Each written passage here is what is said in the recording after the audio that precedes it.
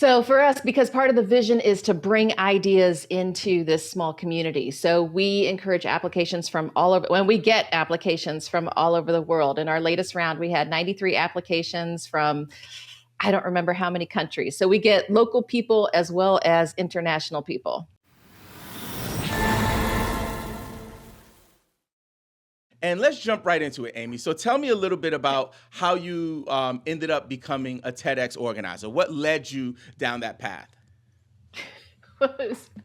It's kind of an interesting story. I was involved in TED and going to some different community events online, and I discovered the process for applying for a TEDx license was simply to literally just one person goes in and applies for the license. And I thought this would be an amazing thing for my community. I am born and raised in Lima, Ohio. We're a pretty small community, and I thought, how amazing would it be to have a TEDx in this community? And so I didn't tell anyone I was doing it. I just did it. I went and I did all the work for the application, and it's a lengthy application. If you're a producer, you know. And so it took a long time and going back and forth, and then we got the license. I was like, oh, well, I guess now I have to do this. And what does that look like for applications? Is it something where you guys only accept people from the area? Because I know some TEDx organizations do that. Or is it something that's open to people all over the world? How does the application process look? So for us, because part of the vision is to bring ideas into this small community. So we encourage applications from all over, when we get applications from all over the world. In our latest round, we had 93 applications from, I don't remember how many countries. So we get local people as well as international people. Very nice. And how many years have you guys been doing it now? This is our third year, non-consecutive third year.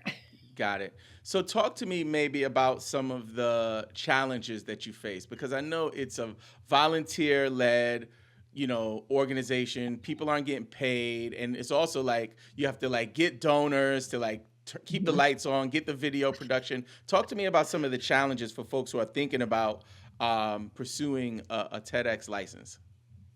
So those that you just listed, all the big challenges right there. It is volunteer led. Nobody's making any money. And it can be, depending on your role within the organization, it can be a large chunk of time that you're donating, a large amount of energy that you're donating. So you have to find people who are passionate about it, who are excited about the concept of TEDx talks, because it's something very different. It's TED and TEDx doesn't really exist in any other form in the world. So once people learn about what it is exactly, if they don't already know, they are excited, and you can find those volunteers, you can find those people. And then getting the funds is actually a little bit easier because organizations typically tend to like to have their name out there. So as long as you offer good promotion packages for your partners, you can get those funds, and you have the right people asking and all of those things. But those are the two big, the volunteers and the money. Any kind of nonprofit organization doing anything, those are the challenges. And what kind of tips would you have for folks who are struggling to secure sponsorships in their area? Maybe there's a new TEDx chapter, their first year, and they're like, I don't even know where to start. If you could give them a mini playbook, what would that look like? So there are different ways to raise funds. So one is just the general fundraising plea. You go to an organization or a company and say, hey, we have this event. Here's why you should sponsor it. Another thing is you can have people sponsor specific parts of the event. You can say, okay, so we're going to have 8 speakers, and this speaker is talking about this particular topic, which I know your company is passionate about, or there's, make that connection for them. Here's how much it would cost to sponsor a speaker, which they're not really sponsoring a speaker, they're paying for the event, but it gives them a thing that we're the sponsor for the speaker. Or you can say, you can have people sponsor the refreshments or buy a seat, or do, you can package those sponsorships in different ways so that people are excited to connect in that way. That is an absolute nugget. That is so good, because I'm thinking about, because my first year here in the Atlanta area, I was a volunteer on the team, and that was one of the things that we were working on. I was taking lead on social media strategy, but I was helping out all around. And that's something that's really good, identifying a topic from one of your speakers that maybe is adjacent or directly aligned with a potential sponsor, and just like creating a unique like promotion package for them is such a nugget. So I hope folks who are organizing events write that one down. That's good, Aimee. I know we have a bunch of people who listen who are aspiring speakers, and one of their things is that they apply to all of these TEDx events and they never get selected. Some people don't get selected ever. Some get selected after years of applying to multiple events. Talk to me about some best practices for people to let their application stand out. What can people do at home as they're applying to these TEDx events? What can they do to stand out? So the thing that so I can speak from our speaker selection process. The thing that stands out when we're looking through speaker applications is the idea. Like when we approach an application, we literally don't care about your previous speaking experience. We don't care how many followers you have. And this might be different for other TEDx producers. We're looking for a really unique idea. We want to get people in the audience thinking and talking and excited about this idea, whether it's a new idea or a new way of thinking about an old idea, whatever that is, it's all about the idea. We have a lot of speaker applications that come. They want to motivate the audience. They want the audience to feel good, and they want the audience to experience some kind of personal growth. And that's fantastic. I'm that kind of speaker. And it's great, but it's not a TEDx talk in our world. The TEDx talk is all about the idea. So figuring out what is your idea and how do you make that idea shine? How do you explain it in such a way in your application that the committee goes, oh, yeah, we want to hear this fleshed out. We want to hear more about this particular idea and how this impacts the world. That's good. We had a guest on a few weeks ago, a gentleman named Brian Miller, and he had a quote where he said, TEDx organizers don't book speakers, they book ideas. Love that. That's perfect. And that's exactly what I'm hearing from you. So how can speakers, because many speakers come with their field of expertise, for example. I know one of your fields is emotional intelligence, and I want to talk a little bit about that before we finish up this episode.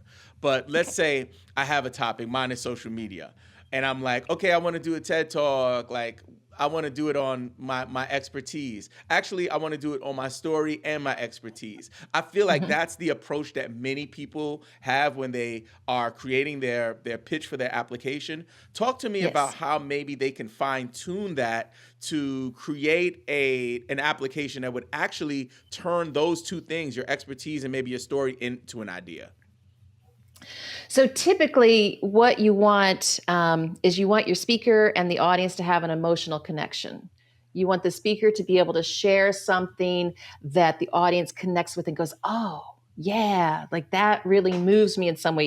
Either I see myself or I see someone else that I know and love in that talk, or that's such a different, unusual experience that I'm drawn in emotionally. And that's where someone's story really comes in, is that emotional connection to the topic. And then the expertise is where the idea really comes from. So, and I think an ideal talk is where someone can talk about how their personal story led them to this area of expertise and to this new idea. Because then the audience is emotionally invested as well as intellectually invested. And that's where the magic happens in a TED or a TEDx talk. That's good. Here's a topic that comes up a lot, and I love to get your take on it. So many of the speakers who've come on the show, TEDx speakers who've come on the show, we have this discussion around memorization versus bullet points. I had one guy tell me that he just kind of went up there and was just winging it, with a few ideas after he submitted something, but then he just kind of winged it. It wasn't what he submitted. So talk to me about that. And if you have any experience with maybe a speaker, maybe presenting what they're going to speak on, and then maybe it looks or feels a little different, because I'm trying to give people some guidance around how much grace they should give themselves if they struggle with memorization. So I'd love to hear your opinion on bullet point versus full memorization, and your take on it. Okay, I am full memorization, hardcore, full memorization. I don't want anyone winging it on my TEDx stage. There are places where you can wing it in front of an audience and it's fantastic, but because the content guidelines are really strict with TEDx, and if you're winging it and you say something that hasn't been fact checked, your talk doesn't get uploaded to the TED channel. Unless we go in and we edit things out, and we do that later. And I really want my speakers, one, to have an amazing experience on stage, to deliver the best talk that they know how to deliver, and to get uploaded to the channel to make sure they can reach that global audience. So I make that demand of my speakers, that you have to have it memorized, like every word, and you have to practice it so that it sounds natural, so it doesn't sound like you've memorized a talk. And so as they're writing their talks, we encourage them, read it out loud all the time, because your writing style and your speaking style are probably different. For most people, they are. So practice it out loud. And then I give lots of ideas for how to memorize. So I'm a classically trained pianist. I've been memorizing music since I was 4. And I do a lot of community theater. And so I've been memorizing scripts and plays and things. So I have a lot of tips and tricks that I give my speakers. The favorite tip that I give them, and my other performance coaches also give the same one, is to break your talk into chunks, into chunks that make sense to you. Give each chunk a title.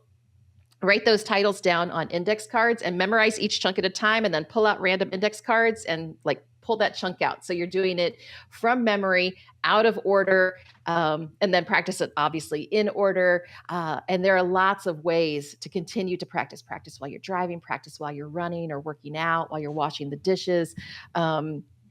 Practice pieces and the whole thing for your friends, your family, anyone that you can get to listen to you. Just continually practice it. You can also use sensory clues, like light a particular scented candle every time you practice, because then your brain will connect that scent with the memorization. Yeah. Or like suck on a spearmint drop or something like that. When you can make a sensory connection, it locks into your brain that much better. Because when you get on stage, you're going to be nervous. It's just a given. You're going to be nervous. Your brain is going to go blank. And if you have something you can latch onto, and if you've broken into chunks, you can just jump to the next section. Or I always tell my speakers, you'll have water out there. Take a drink of water. Let your brain re-engage. The audience thinks it's a dramatic pause, but really in reality, your brain's going, oh, what's next? What's next? What's next? That's what's next. Okay, here we go. That is an absolute gem, because we've had a lot of, tips around memorization. Memorization, it comes up a lot here, right? As you can imagine, right?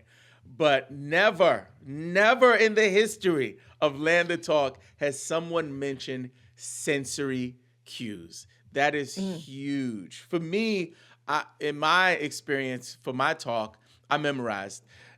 But for me, like you, I have a background in music. I did hip hop music. So I would have to Nice. remember rhymes and go on stage and do 90 minutes worth of rhymes that I would have to memorize, right? So I can do that stuff. But for me, I think what really helped, like you said, was being in the car and washing dishes, all of the little moments that you have for yourself to kind of just run it in your mind. And that helped me a lot. And honestly, when the talk was over, Aimee, I still found myself doing Right? You keep practicing. You're like, I don't have to do this anymore. What do I do now? Now what am I going to do when I wash the dishes? I got to think about, what do I think about? The dishes? Yeah. So there's definitely a gaping hole in my life right now because I'm not prepping for a TEDx talk. Just know that. Oh, that's good. So, Aimee, I wanted to make sure while I had you to kind of switch gears a little bit and talk about emotional intelligence. This is a topic that in my career, has come up a lot, especially from some of those really good mentors and leaders that I've had. One of my favorite ones is when emotions are high, intelligence is low. I got that from one of my old supervisors. And she would tell me that when people would get frustrated and stuff, she would just be like, all right, guys, why don't we just pick up later? Because people were getting emotional. So talk to me Mm-hmm. about maybe some basic tips for folks to be aware of emotional intelligence, because like mastering emotional intelligence is hard. It takes years of Mm-hmm. just routine practice and experience. But just being aware, I think, is the baseline. How can people know when maybe they're overstepping their boundaries in terms of emotional intelligence, especially in a professional setting? That's a great question.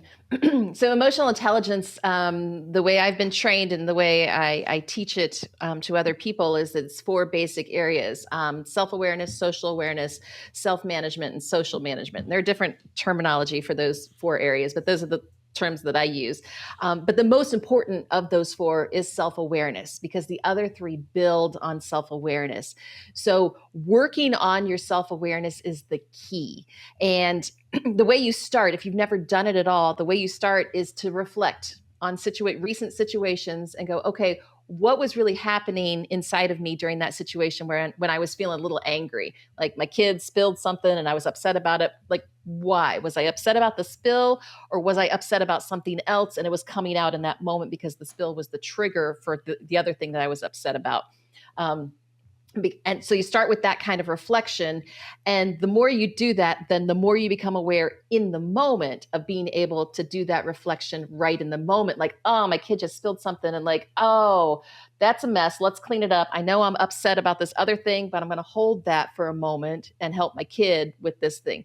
Um, And eventually, as you learn to get better in that, in the moment of being aware of what's happening inside, eventually you can be in front of the moment, and you can manage yourself before something happens. You give yourself some margin to know, oh, I am upset about this thing. And then 10 minutes later, your kid spills something. You're like, yeah, I'm not going to get upset about this. This is not going to bother me. I know what I'm really thinking about is that. And the same thing, I'm using an example of a kid because that's easy, because we all, if you have kids, you know there are frustrations that come with that. But the same thing happens in an office setting.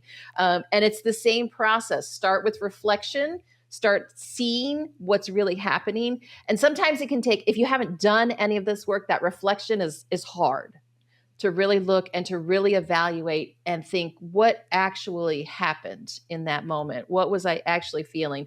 And then getting to where you're doing it more in the moment, and then to where you're anticipating and understanding, I'm upset right now. I need to bring myself down before I go into any social situation, because I'm not going to show up as the person I want to be in this state that I'm in right now. That's good. I want to unpack that for Okay. the digital space specifically. So I think in person, for me at least, like I can only go from my experience from people I've managed, but also myself, right? I feel like in person folks have a little more control than they do in the digital space. So what I mean is, sometimes the thing that might upset you in person, maybe you don't have the courage or the outspoken nature to speak up on it. You might just let it Mm-hmm. fester, walk away with it, and maybe forget about it. But something happens when people get behind a keyboard and they get an email that maybe makes them feel like they're being attacked, targeted, their work Mm-hmm. quality is being questioned, whatever the situation is, and then they go Yes. they go trigger happy. Talk to me about Mm-hmm. emotional intelligence in the digital space, and maybe some ways that people can like practice drafting that email, put it in drafts and read it later. Like, you have any tips for people to be self-aware when they're online or in the business setting with emails? So, email in particular, so any written communication, but email in particular, because it comes right to us in our inbox, can feel like such an attack, because we don't have body language. We don't really have tone. We don't have all of those other cues that we pick up on in real life and face to face conversations. And we don't have the face of the person right there in front of us. So our empathy tends to go out the window. Our compassion tends to go out the window, especially when we feel attacked. If we feel like, oh, this is a passive aggressive email, and um, it's always helpful to take a step back. If you're triggered by an email, especially if you're not required to respond right away, and most emails we're not, some we are. And so then we got to manage, that's a whole different situation. But when you have the chance to take a step back, take a step back, go for a walk, calm yourself down, and then go back and revisit it. And a lot of times, just calming that initial trigger can help us get a different perspective. And we can look and we can go, this person's not attacking me. They're upset because they have this situation and they're getting heat from above. Or, yeah, this person is attacking me. And now I need to come up with a way to deal with this professionally, because I don't want to go on. I don't want to be that level of the person in front of me. I want to be a little level higher, because that's not who I am. Or that is who I am. And yep, I am going to choose to attack in this moment. But it's a matter of intention. So when you show up with intention, when you do it intentionally, this is who I want to be in this moment, then go for it. I'm willing to lose my job over this. All right. Yep. That's good. I think one thing that's helped me over the years is using my draft, but also writing the email outside of the email, because I think that you leave a little room for like, oops, like, did I send the unedited version? You know, like I would rather like bring it over to a memo or something, or a document, write it out, but then write how I feel. Then step away for a certain amount of time, depending on how long I have, right? Like you said, maybe take a walk. And when I come back, I'll read it with a fresh perspective, and I'll end up just like editing. And by the time I'm done, it's concise. It's to the message, to the point of the message. And there's no like emotions involved. More than anything, trying to be kind and understanding in my tone, which, like you said, is hard to kind of figure out sometimes on email, but that's really good advice there. Yeah, I think the key in that is to not do it in the reply. Make sure you don't, if you're doing it in your email, make sure there's nothing in the to or the carbon copy or the beast, nothing. Or do it over in your notes where you don't accidentally send that unedited raw version of your emotions. Yep. Have you ever had any emails go out that weren't supposed to go out? Well, because I have a quick story for you. Oh, I've had lots. I can't think of any specific stories. I can feel it though in my body. I got one. So I got a promotion at one of my previous employers. It's just brand new promotion. I was hyped. New office, everything. And I was organizing an event, and we had a special performer come. It was a guy that named himself the One Man Funk Band. So I'm like, this is cool. So I email like the executive director, her assistant, all of the players, right? All of the stakeholders. And I'm like, the One Man Funk Band will be performing, blah, blah, blah, blah. Get a call. It's her admin. Robin, did you proofread your email? I'm like, what do you mean? She's like, you got a typo. I went back and looked. It wasn't One Band Funk Band. The N was a C. Well, I was wondering. I'm like, oh, that would be an easy typo to make. It was so bad. I was horrified. I was like, no, my life flashed before my eyes. But my boss, who was the exec at the time, she was super kind about it. She laughed it off. She said, don't worry about it. But I was mortified. That's a fantastic typo to have. Yeah. And I'll never forget it. So listen, Aimee, I want to make sure we take some time to talk about any projects you're working on, the next TEDx event, how people can apply. The floor is yours to just talk about whatever projects you're working on right now.